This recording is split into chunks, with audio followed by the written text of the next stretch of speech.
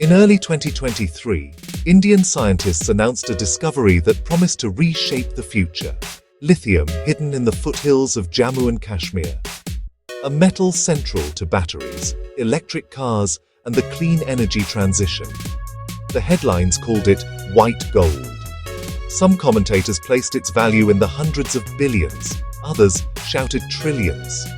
But beneath the numbers lies a far more complicated story of geology, industry, local lives, and global power politics.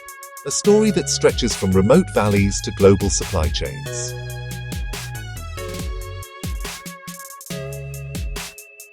The Geological Survey of India reported inferred lithium resources in the Salal Haimana area of Rayasi, about 5.9 million tons of lithium-bearing material. The find was hailed as potentially transformative for India's battery ambitions.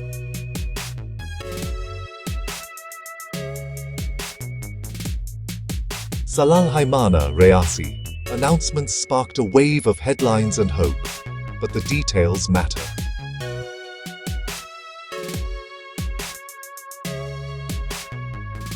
Inferred means there's geological evidence, but we still need detailed sampling and feasibility studies. It's an early stage.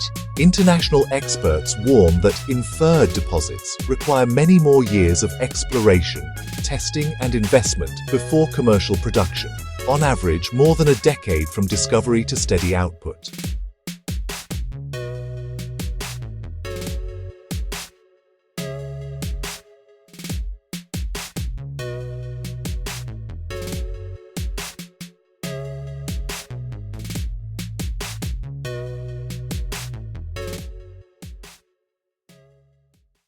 Lithium can occur in brine, hard rock, or clay.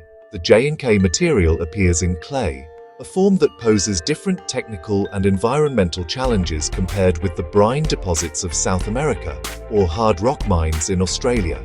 Clay deposits can be lower grade and require more complex processing to extract battery-grade lithium chemicals.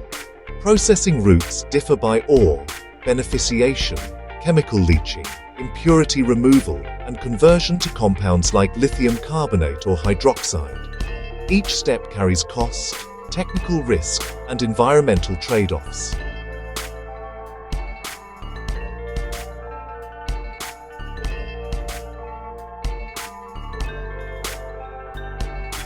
Even with confirmed resources, the path from discovery to usable battery chemicals is long and capital-intensive. Studies show it can take well over a decade and large upfront investments to move from resource to commercial product.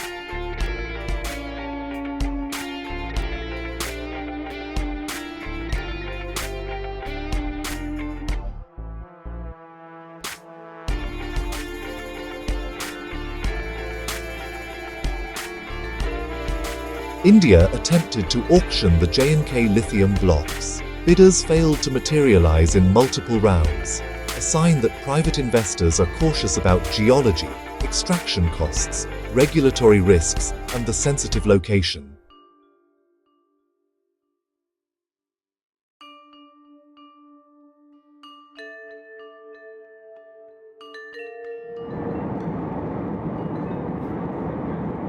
As demand for batteries surged, a different kind of rush took place.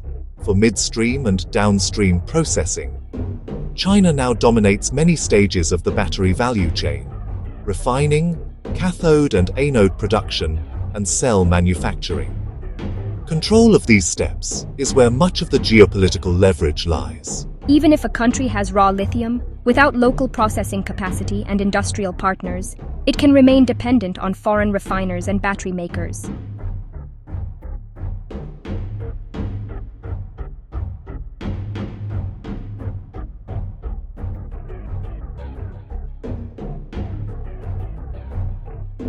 For India, domestic lithium could mean reduced import dependence, jobs, and leverage in a global green tech market.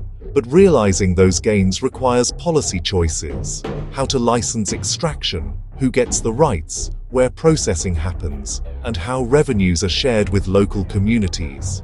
Resource nationalism and friend-shoring policies are shaping how nations secure mineral supplies. India's auctions and policy signals show a balancing act. attract investment while protecting strategic interests.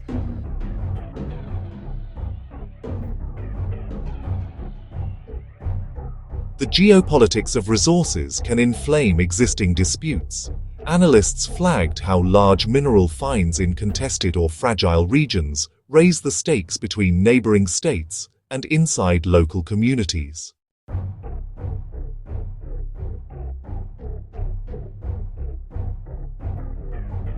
When strategic minerals are discovered in politically sensitive territories, you layer on defense, diplomacy, and domestic political narratives, and that complicates investment, development, and local trust. White gold, or something more complex? The next chapter will be written by science, policy, and people on the ground.